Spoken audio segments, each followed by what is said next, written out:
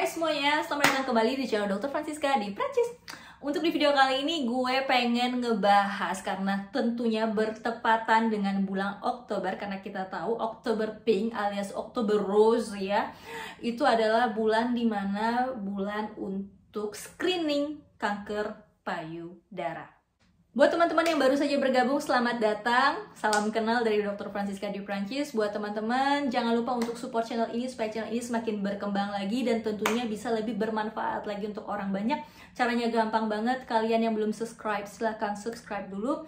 Kemudian kalian juga bisa tanya-tanya di kolom komentar atau kalian juga bisa langsung konsultasi.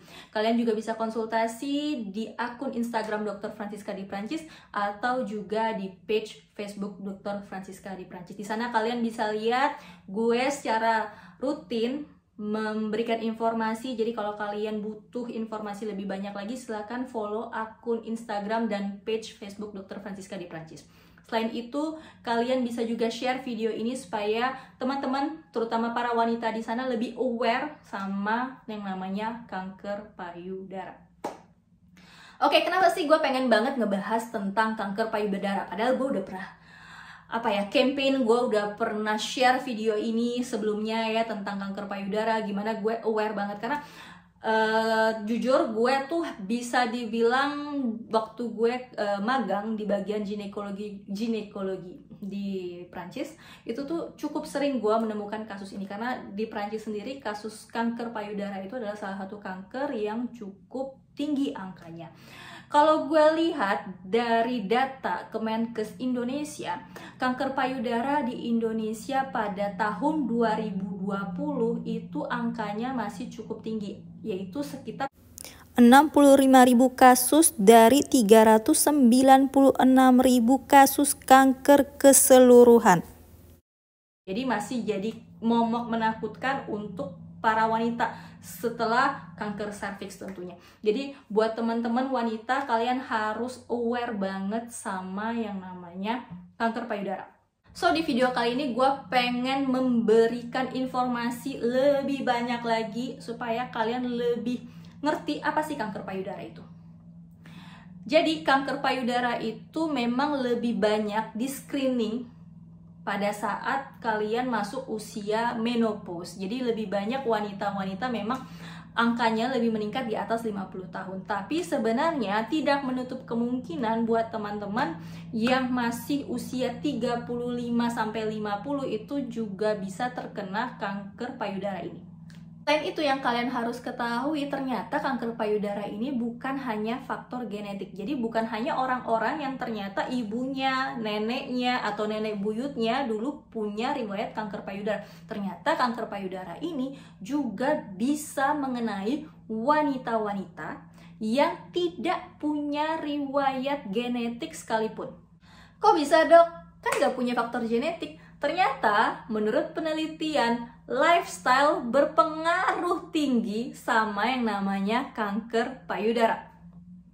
Jadi buat teman-teman wanita yang masih punya kebiasaan atau punya lifestyle misalnya minum alkohol atau merokok, ayo dong buru-buru berhenti. Karena ternyata menurut penelitian, buat teman-teman yang punya kebiasaan merokok dan minum alkohol, ternyata chance untuk kena kanker payudaranya cukup tinggi loh.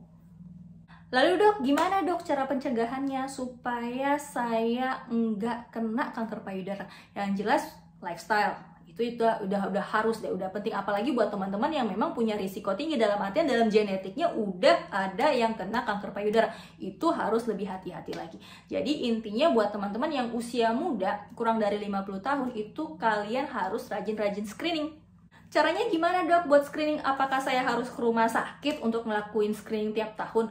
Enggak, cukup di rumah saja. Setiap bulan kalian harus melakukan yang namanya sadari alias periksa payudara sendiri, dimana kalian harus meraba bagian payudara kalian. Kalau misalnya bagian payudara kalian ada benjolan, itu kalian harus hati-hati, dalam artian bentuk benjolannya tidak tidak berubah, dalam artian biasanya kalau kalian lagi menstruasi atau menjelang menstruasi memang kadang-kadang ada benjolan. Jadi itu sebenarnya kondisi yang normal. Tapi kalau misalnya benjolan itu terus-terusan di situ, gak berubah, malah ukurannya makin membesar, nyeri, merah, makin hari makin kayak bentuk kulit kalian di area benjolan itu berubah jadi kayak kulit jeruk, nah itu kalian harus waspada.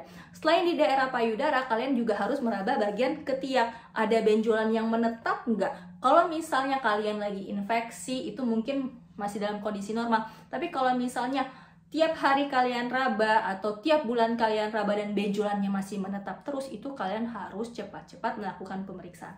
Pemeriksaan yang dianjurkan untuk men-screening adanya kanker payudara adalah mamografi. Jadi mamografi itu adalah semacam, mungkin kalian tahu alat ronsen atau kita bilang X-ray. Nah itu semacam itu. Jadi payudara kalian akan diletakkan di antara alat itu, kemudian dilakukan screening, dilihat gitu apakah ada sel atau ada benjolan di payudara kalian yang diindikasi adalah kanker payudara.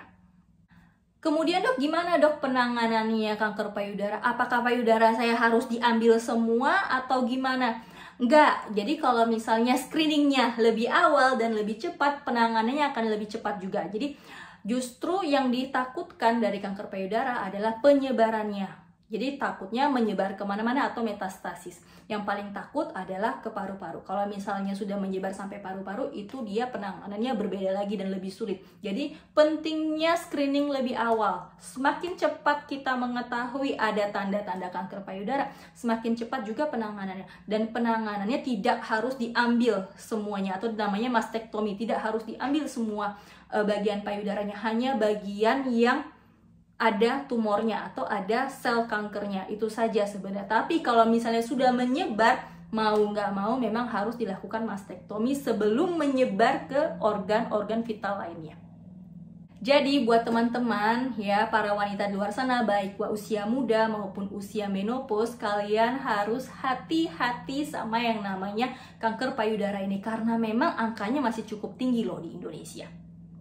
Oke, itu aja edukasi tentang kanker payudara. Jadi buat teman-teman yang masih banyak pertanyaan lagi tentang kanker payudara, jangan lupa untuk tanyakan di kolom komentar, karena pertanyaan kalian itu juga mungkin pertanyaan dari orang lain yang bisa kita bahas bareng-bareng.